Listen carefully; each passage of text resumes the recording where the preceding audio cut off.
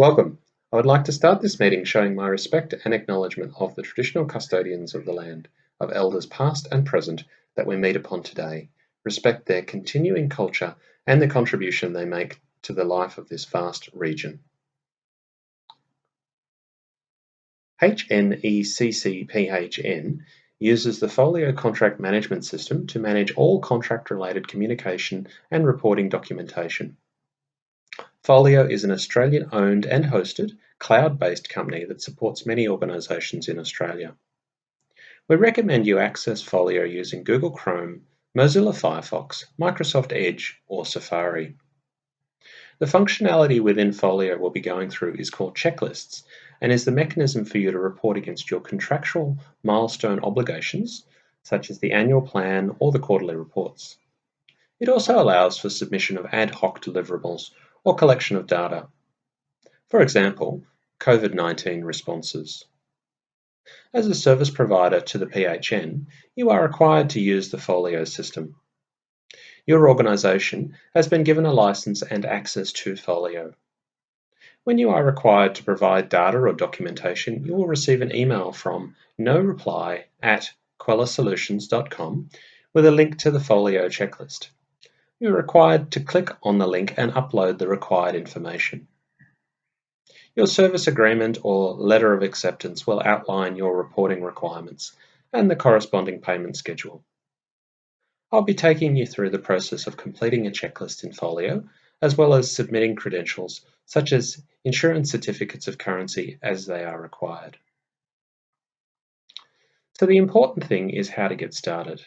Every organisation will have key contact people who will be accessing the HNECC-PHN Folio portal for reporting purposes.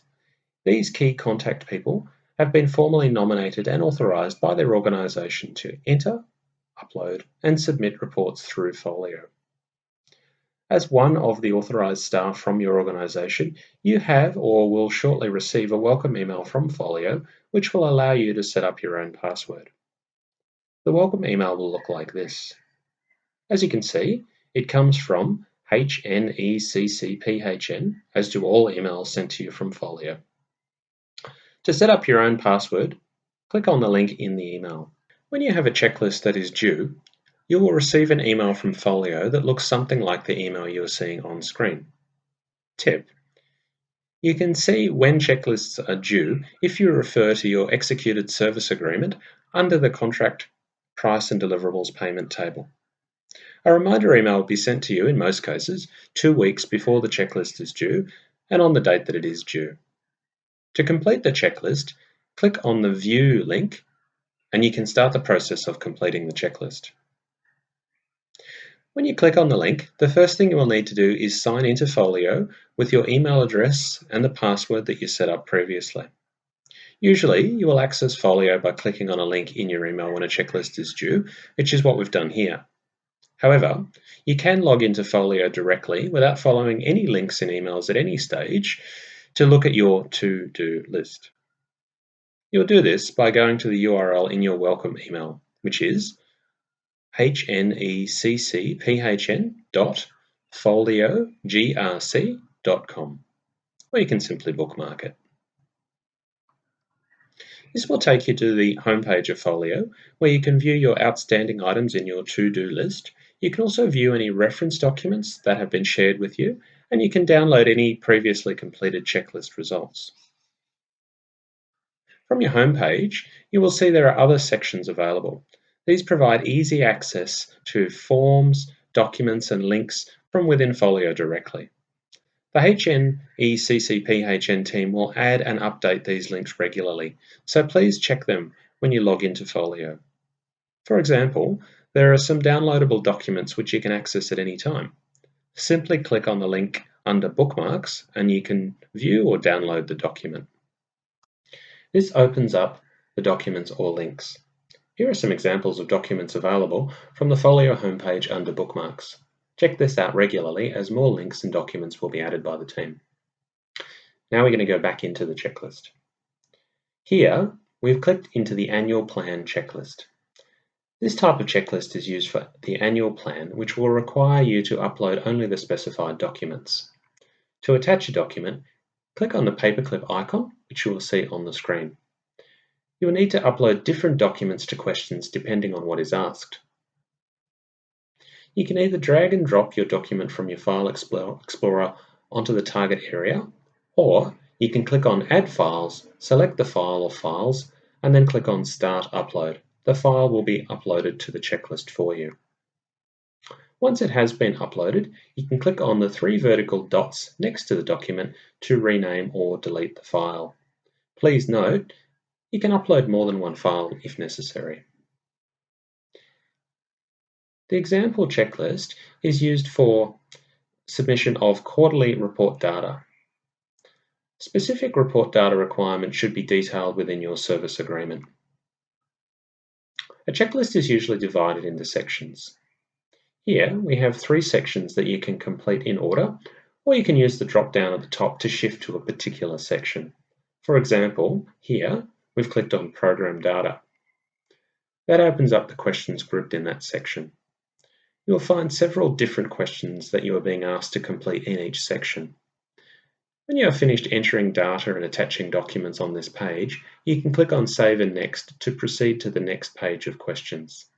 Remember, you can always come back to your checklist if you click on the Save for Later, and it will save any answers you've put in at that point. You will also see targets that appear against the answers. Let's have a look at that now. As you enter your actual responses into the checklist questions, you will see, for some questions, there is a target. This is reflective of your contracted requirements or your KPIs. In this case, we have entered in our actual numbers against what the target was. We can see that there is a performance arrow indicating if we are under or overperforming, and depending on the performance threshold, this will be color-coded. There is a comment box next to each as well, where you may be asked to write a comment, or you can elaborate on your answer. Some checklists require you to attach documents. For example, Statement of Compliance, Transition Plan, Program Evaluation, Financial Statements. These can be uploaded in the Program Qualitative Data field. When uploading, like before, you need to click on the paperclip icon, make sure you upload the right document to the right question. In this example, we have 2 statements of compliance we need to upload, one for Central Coast and one for Hunter. We should upload a document to each question rather than uploading all to one question. If you are still working on the checklist and you are waiting for more information to be provided, you can click on Save for Later. When you are ready to continue, you will need to go to your to-do list, find the appropriate checklist, and click on the In Progress button. Once you've completed a checklist, click on the Submit button. A reminder that once you click on the Submit button on the checklist, it will no longer be available for editing by you. If you have made a mistake on the checklist after submitting, please contact the PHN contracts team or your commissioning coordinator, who can revert it to the in-progress status for you to make the necessary changes. As you fill in your checklists, you will need to provide answers to the questions as best as you can. If you attempt to submit a checklist without an answer to a mandatory question, you will see a message advising you to enter a response. Sometimes you will need to provide a comment if the performance, so the actual, differs from the target. Use this to elaborate on the answer you've provided. If you don't have a response at that time, remember the Save for Later function. Once you have submitted your checklist, you can view your answers by clicking on the View Answers button, or you can export a copy of your report. The exported report will have a copy of all your answers, plus a hyperlink to your uploaded documents. The consolidated report will be a short form report which is useful for data comparison. You can also view past checklist results by clicking on the Checklists tab. A list of all your past reports will be displayed in this view. Click on the 3 vertical dots on the right side of the checklist result you wish to view or export and select View Result. You will be able to export the report from this page. You can also see the history of the result and the contract that it is linked to under Linked Folios. Note, Only the report submitter will be able to view results and access past results. It is important that your organisation implements a process to download and safely archive copies of your submitted reports. If you want to see the question responses on screen, click onto the Questions tab. Again, you can't change any of the previous responses, but you will be able to download any documents that you have attached. The next thing I would like to briefly take you through is credential requests. When you first contract with HNECC PHN, you will have been asked to provide details of credentials, such as professional indemnity or public liability insurance. During the course of the contract, these may expire, and as a result, you will receive an email to upload new certificates of currency. These will be requested from you from within Folio. You do not need to be logged into Folio to upload credentials, as you will receive email requests with a link to follow. These will look similar to what you see on screen. To begin, click on the link saying click here or update credentials, both will work, and you will be taken to a page where you can upload your credentials. First, it will ask you for the details. Click on the red click here to provide details and enter in the details. In this case, we're being asked to provide details about workers' compensation insurance, public liability insurance, and professional indemnity insurance. In the Credentials Details field, enter in the insurance type, for example, workers' compensation insurance. Then enter in the insurance policy renewal date in the renewal date field. Lastly, I upload a current copy of the insurance certificate of currency itself. You can upload PDFs or images. I've done that for professional indemnity insurance as well, as you can see. You'll see that there is another credential required as well for public liability insurance. So we would upload details around that as well. As we see here, I've uploaded information related to all the credentials now. Specifically, what type of insurance the renewal date is, and I've attached the relevant certificates of currency against each one. I'm now ready to submit, and so I click on the Submit button. This will then go to HNECC PHN and a staff member will review.